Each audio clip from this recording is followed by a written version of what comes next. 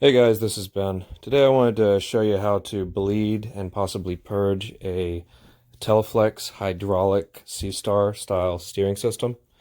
This is your standard hydraulic steering system in most boats. Some of the old school boats will have a cable style steering system.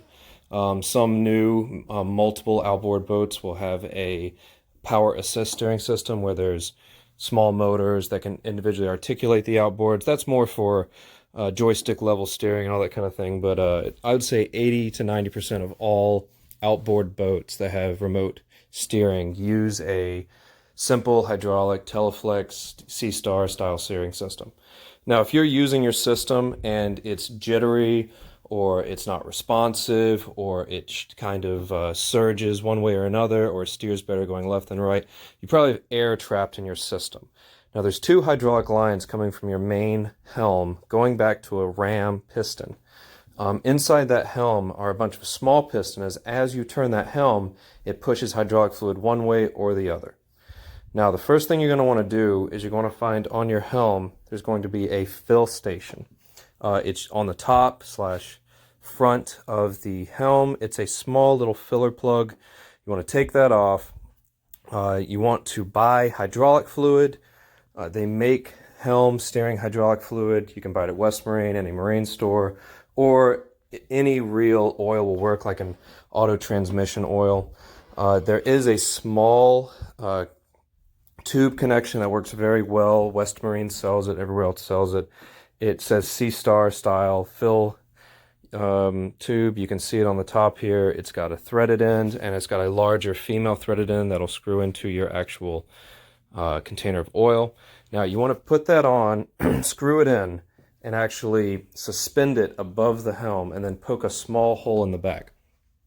This small hole will allow air to enter as the oil goes down into your hydraulic system. Now once you've got that set up, you want to go back to your actual steering ram and you'll see this little black bleed nipple. These are on the end of the hydraulic lines going to the ram. If you don't have that little black thing on there, there's just a nipple, but you can take the black cap off, pair of vice grips, anything works. Once you take it off, you'll see this little nipple. Now, this little nipple is actually where you're going to bleed the air, and if you want to purge the hydraulic oil out.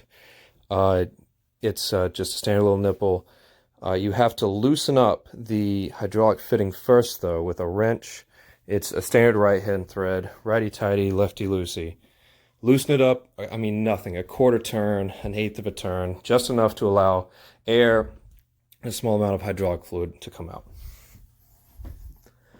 Once that's done, you can take a small 1/4-inch neoprene tube. They make custom ones that snap on, but you can buy any 1/4-inch neoprene tube. It'll go right on, it'll be airtight. It's very important it's airtight so you don't have any leaks, so you don't have to clean anything up.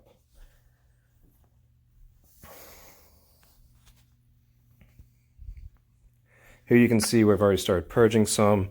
That's kind of the setup you want. You don't need a very long tube. 2 feet will be perfect. Now there's 2 sides, as you can see in this picture.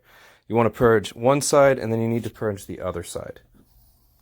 So if you want to reclaim the fluid and just purge the air, you're going to need a clean container. If not, I use an empty water bottle. You keep turning the helm over until you purge all the old fluid out. Then you refill it with new fluid as it's purging out.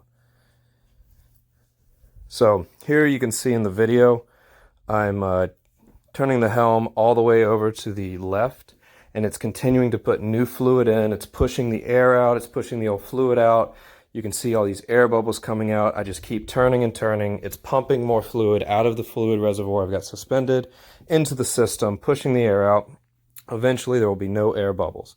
And all you have to do is, once you've got this system good and you've got it where you want it, you repeat this whole process on the opposite side, steering in the opposite direction.